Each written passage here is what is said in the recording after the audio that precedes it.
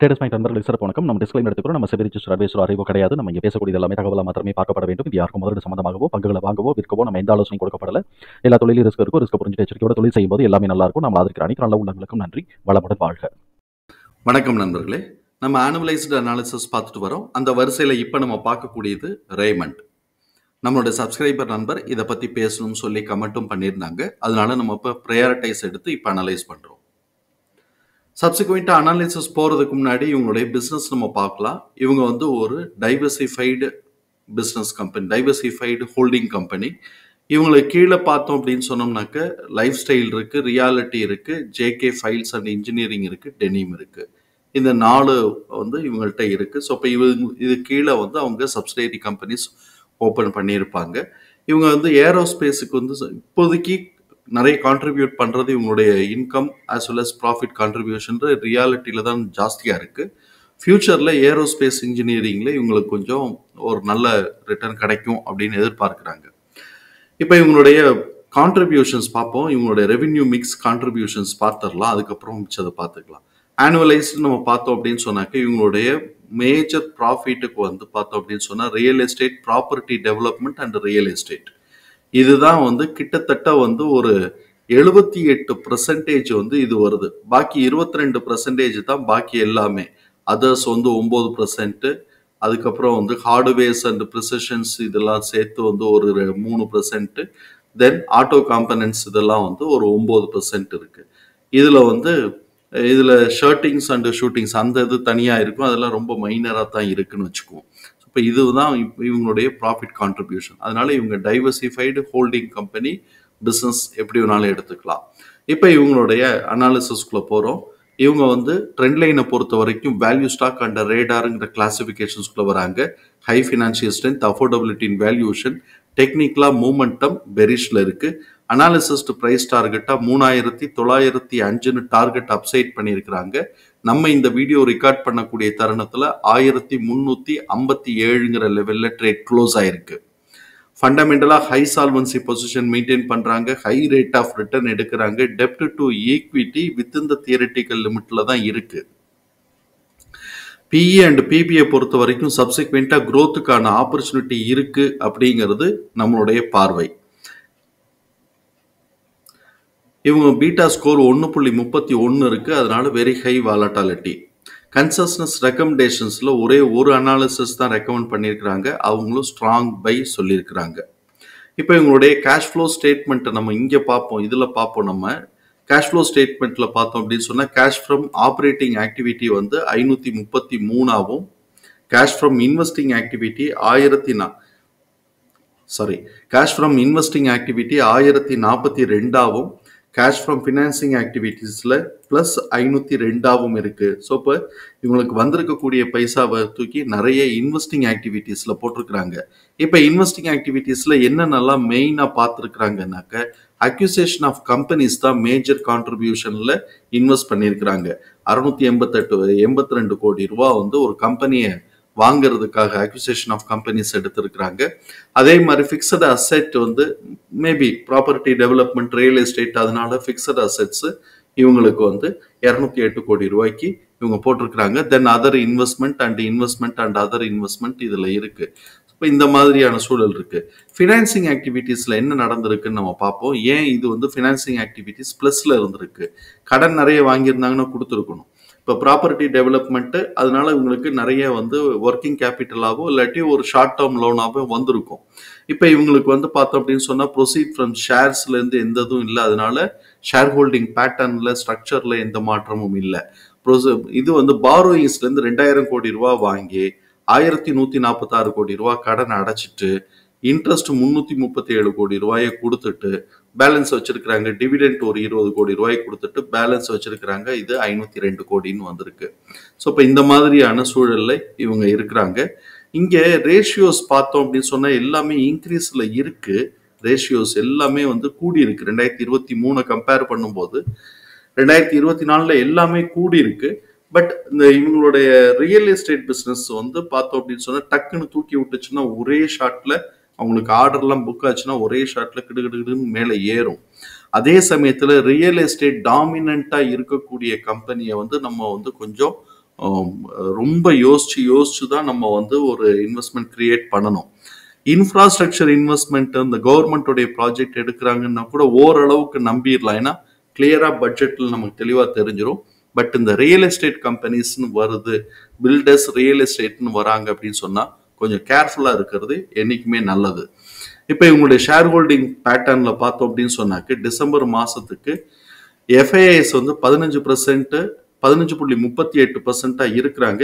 ஏற்கனவே இருந்ததுல இருந்து ஒரு 30% கீழே இறங்கி இருக்கு. 0.3 வந்து கீழே இறக்கி வச்சிருக்கிறாங்க. டிஏஎஸும் அதே மாதிரி ஒரு 0.10 வந்து கீழே இறக்கி வச்சிருக்கிறாங்க. இப்போ 7.19ங்கிறது இப்ப இருக்கக்கூடிய லெவல்ல இருக்கிறாங்க. இப்போ இவங்களுடைய ப்ராஃபிட்டபிலிட்டி நம்ம வந்து பார்த்தோம் அப்படின்னு சொன்னோம்னாக்க ஹை ப்ராஃபிட்டபிலிட்டி ரேஷியோ இருக்கா அப்படின்னு சொன்னாக்க ஆல்மோஸ்ட் வந்து இதுலெல்லாம் வந்து நமக்கு வந்து ரிட்டர்ன் ஆன் இன்வெஸ்ட்மெண்ட் இதுலெல்லாம் ஹை ப்ராஃபிட்டபிலிட்டி இருக்கு. எபிட்ல பார்த்தோம் அப்படின்னு சொன்னா அதுவும் மாடரேட்டா இருக்கு. நெட் ப்ராஃபிட் மார்ஜினும் வந்து உங்களுக்கு நமக்கு வந்து மாடரேட்டா இருக்கு.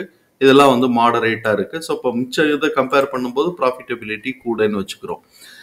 இவங்களுடைய பேலன்ஸ் ஷீட் நம்ம பார்க்கலாம். இவங்களுடைய பேலன்ஸ் ஷீட்ல வந்து டோட்டல் அசெட் 60.8% இன்க்ரீஸ் ஆயிருக்கு. அதே மாதிரி ஷேர் ஹோல்டர்ஸ் ஃபண்ட் 59.3% இன்க்ரீஸ் ஆயிருக்கு. ஆனுவல் ரிப்போர்ட்ல நெட் ப்ராஃபிட் 209% இன்க்ரீஸ் ஆயிருக்கு. இந்த மாதிரி திடீர்னு மேலே ஏறுற கம்பெனிஸ்க்குலாம் திடீர்னு கீழே இறங்குறதுக்கும் வாய்ப்பு இருக்குங்கிறத புரிதலுக்குள்ள எடுத்துக்கிட்டோம். ஒரு வருஷத்துல திடீர்னு இவங்களுக்கு ஒரு 10 இவங்க வாங்கி போட்டிருக்கக்கூடிய அந்த டெவலப் பண்ணி வச்சிருக்கக்கூடிய இதுல வந்து ப்ராப்பர்ட்டியில ரியல் எஸ்டேட் ப்ராப்பர்ட்டி டெவலப்மெண்ட்ல போட்டிருக்கிறது ஒரு 10 வில்லா வந்து வித்துருச்சுன்னு வச்சுக்கோங்க. அந்த வருஷம் அவங்களுக்கு பெரிய லெவல்ல ரெவென்யூ அண்டு ப்ராஃபிட் இருக்கும். ஒரு வருஷம் சரியாவே போகல அப்படின்னு சொன்னா அப்படியே எல்லாம் அந்த எவ்வளவு ஏறிச்சோ அப்படியே கீழே இறங்கும். அதனால இது ஒரு பெரிய வாஸ்ட் அப்ஸ் அண்ட் டவுன் இருக்கக்கூடிய இந்த மாதிரி ரியல் எஸ்டேட் கம்பெனிஸ் எல்லாம் பாடுறோம்னா அந்த கேரக்டர் தெரிஞ்சிருக்கணும். அதுக்கப்புறம் அந்த ரிஸ்கையும் நம்ம தெரிஞ்சு வச்சிருக்கணும். அதுக்கு ஏற்ற மாதிரி தான் நம்ம பிளே பண்ணணும். ஆனுவல் ரெவென்யூ பார்த்தோம் அப்படின்னு சொன்னா 11.4% இன்க்ரீஸ் ஆயிருக்கு. இப்ப இபிஎஸ் நேரடியா பார்த்தோம் அப்படின்னு சொன்னா 246 இருக்கு. 79 எங்க இருக்கு, 246 எங்க இருக்கு. அப்படியே பார்த்தோம்னா ஒரு 4 மடங்கு இன்க்ரீஸ் ஆயிருக்கு. இப்ப என்ன பண்றாங்க, எக்ஸ்பெக்ட் பண்ணக்கூடியது அனாலிசிஸ்ட் வந்து ஒருத்தர் தான் கொடுத்துருக்காங்க. அந்த ஒருத்தரும் ப்ரொஃபஷனலா இருந்தா ரொம்ப கிளீனா பண்ணுவாங்க இல்லைங்களா? அதை மாதிரி பார்த்தோம் அப்படின்னு சொன்னாக்கா 51% கீழே விழுகிறதுக்கு வாய்ப்பு இருக்கு அப்படின்னு சொல்லி கொடுத்துருக்கிறாரு. 51% கீழே வருது அப்படின்னு சொன்னா 246ல 50% கிட்டத்தட்ட 120 கிட்டக்க கீழே வர்றதுக்கு வாய்ப்பு இருக்கு அப்படின்னு சொல்லியிருக்கிறாங்க.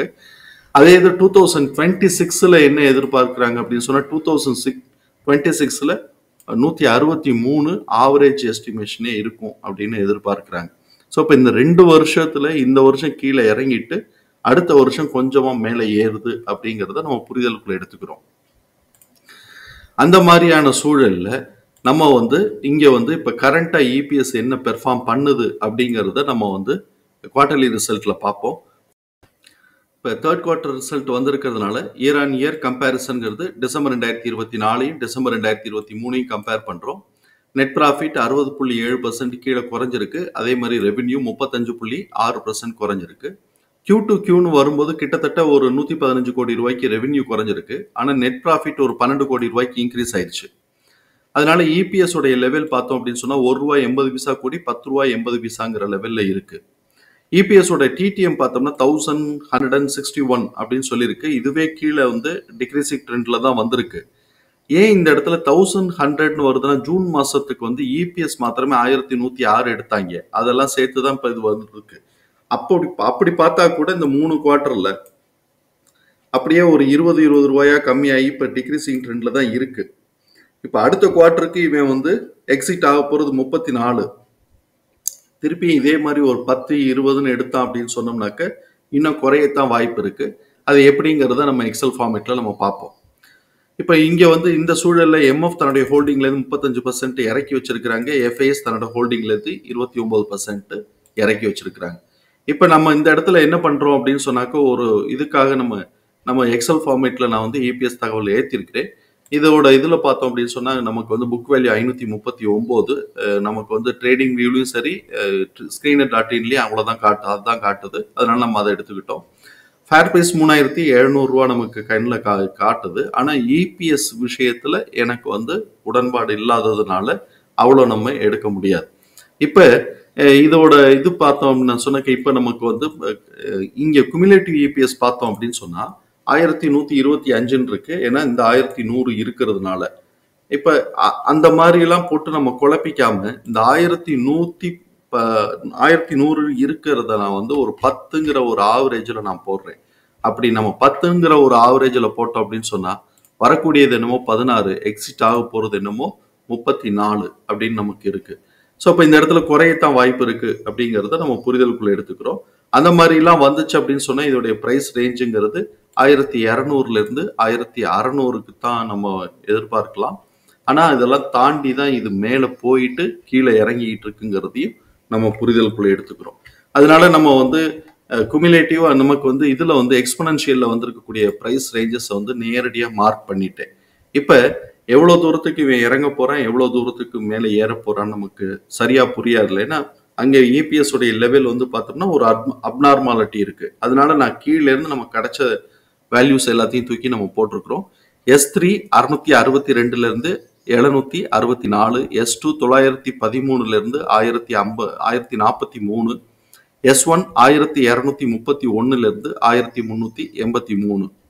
இப்ப பிபியோட லோ பாயிண்ட் 1411ல இருந்து 1578, பிபியோட மிட் பாயிண்ட் 1608ல இருந்து 1790, பிபியோட ஹை பாயிண்ட் 1823ல இருந்து 2020, R1 2056ல இருந்து 2270, R2 2581ல இருந்து 2828, R3 3187ல இருந்து 3472. ஸோ இப்போ இந்த மாதிரி இருக்கு.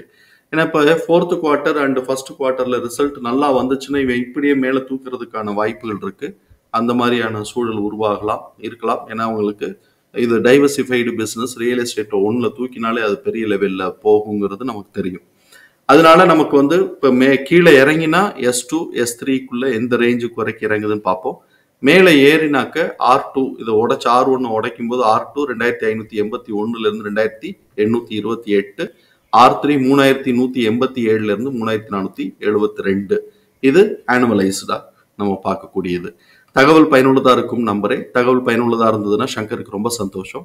நம்மளை ஆதரிக்கிற அனைத்து நல்ல உள்ளங்களுக்கும் நன்றி. வளமுடன் வாழ்க. நன்றி நண்பர்களே.